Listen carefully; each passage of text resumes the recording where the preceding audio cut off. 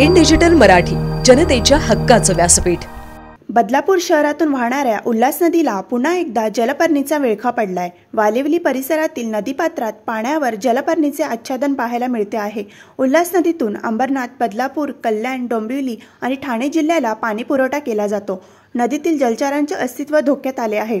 या नदीमध्ये मोठ्या प्रमाणात सांडपाणी सोडले जात असल्याने नदीच्या प्रदूषणात दिवसेंदिवस वाढ होत आहे।